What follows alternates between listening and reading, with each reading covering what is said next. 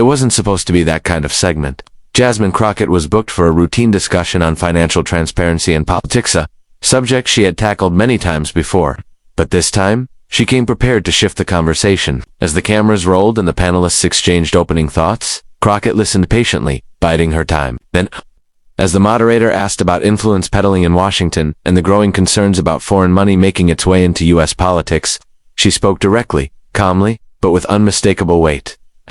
You know, we keep talking about Hunter Biden, she said, and that's fine. But what about the women standing behind powerful men? What about Melania Trump? The room tensed, because while the spotlight's been on Trump himself on his properties, his taxes, his companies, there's been almost zero scrutiny of his wife's connections, and that's a problem. The host, shifted in his seat, uncertain how far this would go, but Crockett continued. I've seen the records. I've reviewed transactions tied to offshore entities registered in Slovenia, entities that list Melania, Trump's birth name as the principal or point of contact, shell companies, no real assets, just movement of money. And what's most alarming is that these movements align with very specific moments when U.S. foreign policy suddenly shifted in ways that benefited certain Eastern European firms. Her delivery was matter-of-fact, almost dispassionate, but it cut deeper because of that. She wasn't yelling. She wasn't accusing without substance. She was simply stating what she'd found, and it landed like a precision strike. Trump's, the name came up quickly. Let's be real, Crockett said. Donald Trump's presidency was a goldmine for people around him. From Jared Kushner to his own children, everyone seemed to walk away with deals. But we've ignored the very obvious, that Melania had a network, one that predates her marriage to Trump, and that network stayed active. Quiet, but active. The panel went silent. Even the conservative analyst on the table didn't immediately object. The host, caught off guard, asked if Crockett was implying illegality. She responded, I'm saying there's enough here for someone to start asking real questions. That's not speculation, it's oversight. And if we care about integrity, it has to be applied evenly. Trump's campaign loved to shout, what about Hunter? Well, I'm saying what about Melania? By the end of the segment, social media had exploded. Clips of Crockett's comments were circulating within the hour, retweeted by political figures on both sides. Some praised her courage, others accused her of targeting Melania unfairly. But what no one could deny was the specificity of her claims. She hadn't just thrown out vague allegations, she referenced timelines, transaction IDs, even a foreign company with a documented shift in revenue following a U.S. trade policy change. Within the Trump circle. The response was immediate. Aides confirmed that Donald Trump was furious, pacing around his Bedminster property as advisors tried to contain the fallout. Melania, according to insiders, was white-hot with rage, not just because of the accusations, but because they'd been so public and so unexpected. She had spent years cultivating an image of elegance and distance, deliberately avoiding political entanglements. Crockett's comments shattered that wall. And there was genuine fear that this was just the beginning. The details Crockett shared on air suggested access to a deeper investigation, maybe even classified financial tracing. Trump's legal team, already overwhelmed with his ongoing trials, now had a new fire to put out, and they weren't sure if they even knew the full story. Crockett, meanwhile, didn't walk anything back. In later interviews, she reinforced her point. This isn't about scandal for clicks, this is about financial accountability. And if the spouse of a former president is tied to foreign money that intersects with national policy decisions, that's not gossip, that's oversight. Even seasoned political watchers were stunned by the revelation, not because the possibility was unimaginable, but because no one had dared say it before. In a single live segment, Jasmine Crockett cracked open a new narrative, one that brought Melania out from the backdrop of Trump's chaos and placed her squarely at the center of a legitimate inquiry. The shock wasn't in the theatrics, it was in the quiet, relentless clarity with which Crockett spoke. The moment Jasmine Crockett's interview aired, the ripple effect was immediate, but inside Mar-a-Lago, it felt more like a tidal wave. Melania and Trump had been watching from the comfort of a private suite, assuming it would be just another Sunday segment with the usual political back. Instead, she found herself staring at the screen in disbelief as her name was uttered not in passing, but as the center of a financial controversy. The moment Crockett linked her to offshore shell companies in Slovenia, the First Lady's carefully maintained public image cracked under the weight of implication. Sources close to the Trump family say that Melania's mood shifted in seconds. Calm quickly gave way to rage, and within minutes, her private phone line lit up. She was calling her legal advisor first, then her former communications director, then an old contact from her brief tenure in the East Wing. Not since the infamous "I don't care, do you?" jacket had she reacted with such personal urgency. But this time it wasn't about optics, it was about money, legal exposure, and the threat of losing control over a narrative that had, until now, kept her at a distance from her husband's political volatility. Donald Trump, who was at his Bedminster Club when the interview clip reached him, didn't take it lightly either. According to those present, he was already on edge due to ongoing legal issues piling up around him. The mention of Melania, especially in connection to foreign business dealings, sent him into a tailspin. "She's not involved in any of this," he reportedly shouted, pacing the room. But even as he said it, the weight of what was said lingered. Unlike most attacks that could be dismissed as partisan noise, Crockett's delivery had been precise. Too precise. Melania wasn't used to being the target. Throughout Trump's presidency, she had taken pride in remaining above the fray, rarely giving interviews, often walking away from cameras with a calculated expression of indifference. This wasn't an accident. It was a strategy, a silent wall that distanced her from the circus her husband seemed to feed on. But Crockett's remarks knocked a hole straight through that wall. And what made it worse was that this wasn't the usual gossip from tabloids or speculative Twitter threads. It was coming from a sitting congresswoman, with access to investigative records and the power to push formal inquiries. As hours passed, her legal team scrambled to issue a statement, a rare direct denial that called the accusations slanderous, irresponsible, and politically motivated. But even the tone of the response revealed something deeper: fear. Melania wanted the story shut down immediately. She reportedly asked if there were grounds to sue for defamation. One lawyer advised caution. Another suggested preemptively releasing her financial disclosures to take control of the story. But she rejected that outright. Transparency was not her comfort zone.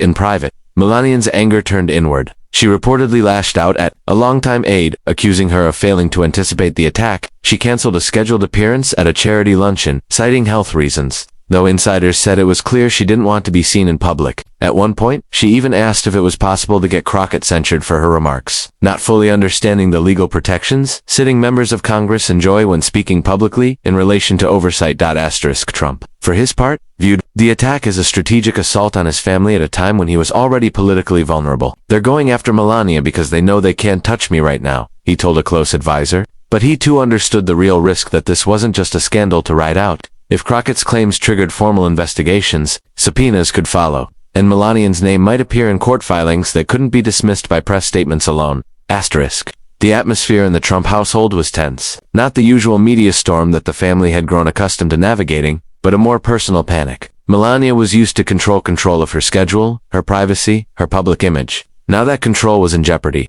and unlike with previous controversies, she couldn't count on the media's disinterest or the chaos of her husband's trials to drown this one out. Crockett hadn't made a passing jab, she had made a case, and people were listening.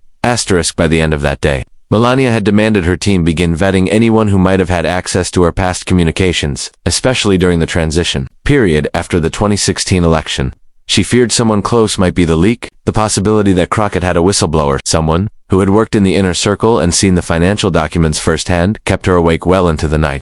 For a woman who had spent years cloaked in quiet detachment, the exposure wasn't just embarrassing, it was terrifying. What made Jasmine Crockett's remarks so explosive wasn't just the name drop or the timing. It was the unsettling specificity behind her claims. She didn't rant, she didn't speculate wildly. She laid out fragments of evidence in a way that felt like the beginning of a carefully built case. Viewers weren't just stunned because Melania Trump was mentioned. They were stunned because the language used pointed to something concrete, something that had already been examined behind the scenes. The political world is full of noise. But Crockett's tone was deliberate and unnervingly confident.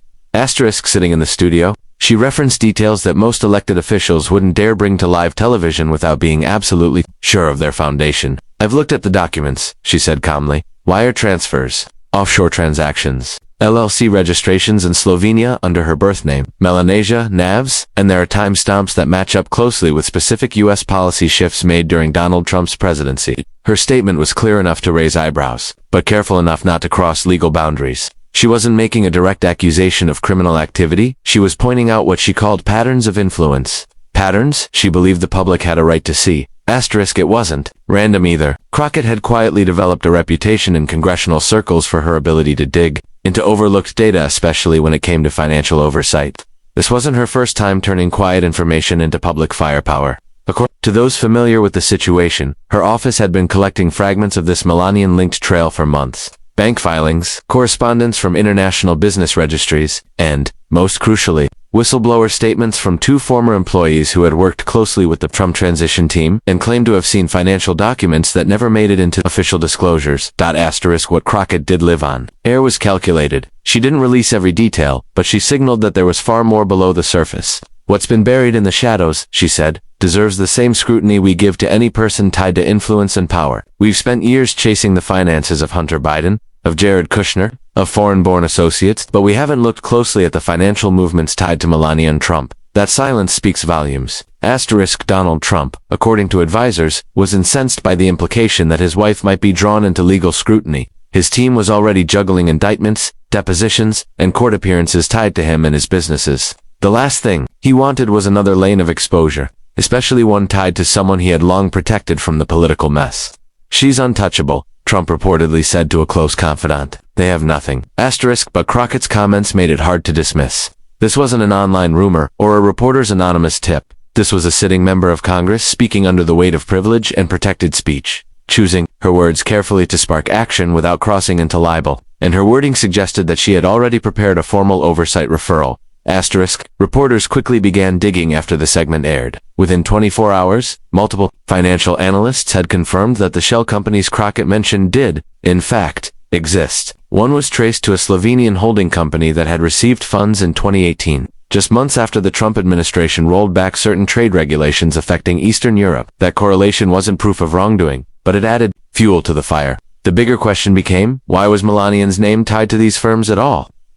Crockett didn't reveal everything, at least not yet, but she hinted at a larger investigation brewing quietly in the background. It wasn't about scandal or gossip, it was about oversight, ethics, and the possibility that political influence had been used to facilitate financial gain for someone who was supposed to be out of politics. The idea that a former First Lady might have benefited from undisclosed international financial activity during her husband's administration was something few had dared question until now. Trump's response was predictable: loud, dismissive, accusatory. He called it a smear. He called Crockett desperate, but he didn't challenge the documents themselves. And his team didn't issue a legal threat to the networks that aired the segment. That silence, to some observers, was telling. For years, Melania had successfully sidestepped the chaos surrounding her husband's presidency, but what Crockett did was force the conversation out of the shadows and into the open. By pointing to tangible records and connecting them with measurable policy decisions, she didn't just cast suspicion, she framed the beginning of a paper trail that others, perhaps with subpoenas, might soon follow.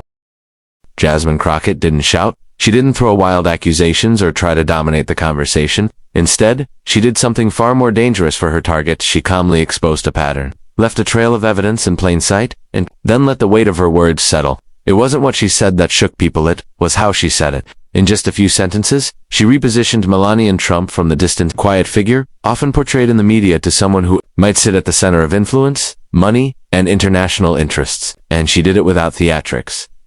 Crockett's delivery wasn't loud because it didn't have to be. She had the receipts, or at least enough of them to make people lean in and start connecting dots. Her live appearance wasn't about cheap political shots, it was a surgical maneuver. She offered just enough verified detail to raise red flags and signal to journalists, regulators, and watchdogs that a real investigation might be warranted. For years, Melania had floated just above the fray, untouched by the scandals and investigations swirling around her husband. Crockett's move shattered that distance in one television segment. In doing so, she changed the political calculus. Melania Trump, who had long positioned herself as the apolitical First Lady, now had a new title hovering over her potential person of interest. Crockett didn't need to say it outright. The implication was embedded in her language. Financial transfers, shell companies, policy timing. She spoke the way someone speaks when they've been in briefing rooms, when they've seen things that haven't yet been made public. And unlike the usual political drama, Crockett's revelation had the smell of something deeper: preparation. Donald Trump's reaction wasn't just emotional, it was strategic. According to those near him, he saw the Crockett segment not as a one-off attack, but as a warning shot. He understood how the game worked. A member of Congress going on national television with that kind of specificity wasn't just giving an opinion. It meant someone behind the scenes had given her the green light to speak. It meant files had been reviewed, questions had been asked, and someone had decided it was time to nudge the story into daylight. Crockett's decision to focus on financial records and foreign connections wasn't random either. If she had brought up Melania's modeling history or White House behavior, the story would have been easy to dismiss as a personal attack. But financial transactions, company registrations, and their links to geopolitical shifts, that couldn't be brushed off with a press release. And it certainly couldn't be deflected with the usual fake news routine that Trump had relied on for years. In that moment, Crockett did more than suggest that Melania had connections worth investigating, subtly placed her at the heart of a broader pattern. She was no longer just the former First Lady. She was now a name in the conversation about undisclosed foreign influence in American decision-making. and whether or not the investigation moved forward officially, the public perception had already begun to shift. Even political insiders who typically avoided attacking Melania began to murmur. Staffers who once regarded her as off-limits because she stayed silent on most policy issues now wondered whether that silence had been strategic. Trump loyalists were suddenly forced to prepare talking points not just about Donald's legal woes, but about Melania's financial entanglements. It was uncharted territory and dangerous. Crockett wasn't acting recklessly. In fact, she seemed almost methodical. She made no sweeping accusations, she didn't overstate, instead she planted a question. If Melania Trump had nothing to hide, why were her name and signature turning up in company records that aligned with U.S. foreign policy decisions? And if there was nothing wrong, why had no one asked these questions before? That was the brilliance and the threat of approach. By refusing to sensationalize, she gave the story credibility. She allowed the audience to consider the possibility without being pushed. It wasn't a scandal yet, but it was a narrative being formed. One that could easily be picked up by investigators, journalists, or rival politicians. One that placed Melania where she had never been before, in the center of a story about money, power, and influence. For Trump, this was more than just bad press. It meant his most protected family member was now a potential liability. And for Melania, it was a reminder that silence isn't always safety. Because when someone like Jasmine Crockett speaks with such measured precision, it usually means the investigation has already begun.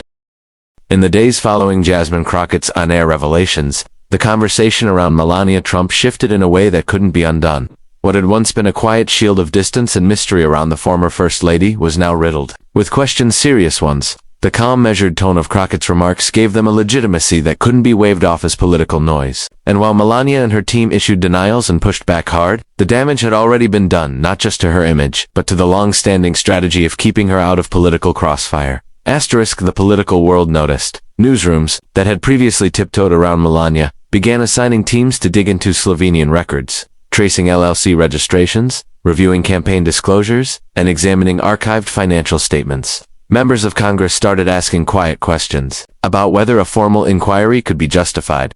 Crockett, for her part, didn't retract or walk anything back. She doubled down in later interviews, making it clear that this wasn't a one-time headline. It was the start of a conversation she believed the American people deserved to have.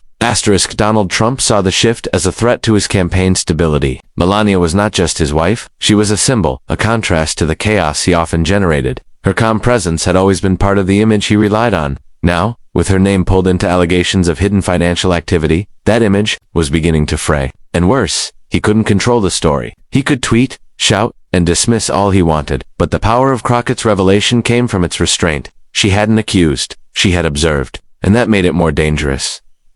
Behind closed doors, the Trump inner circle began preparing for the possibility of subpoenas or formal letters from oversight committees. Legal teams were being looped in not just for Trump himself, but now for Melania. The idea that she could be called to answer questions, or that documents bearing her name could become part of a public hearing, was no longer unthinkable. For Melania, the story marked a turning point. Her long-standing strategy of staying above it all, never too involved, never too vocal, was unraveling. The scrutiny she had spent years avoiding was now arriving all at once, and it was being led not by tabloids or partisan bloggers, but by a U.S. Congresswoman with access to records, and an increasingly powerful public platform.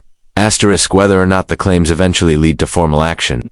The effect of Crockett's words is undeniable. She shattered a boundary few had dared. Crossan did so without raising her voice. In doing so, she forced the country to look at Melania Trump not just as a former First Lady or a symbol of elegance, but as a person who, like anyone else in proximity to power, could be subject to real accountability.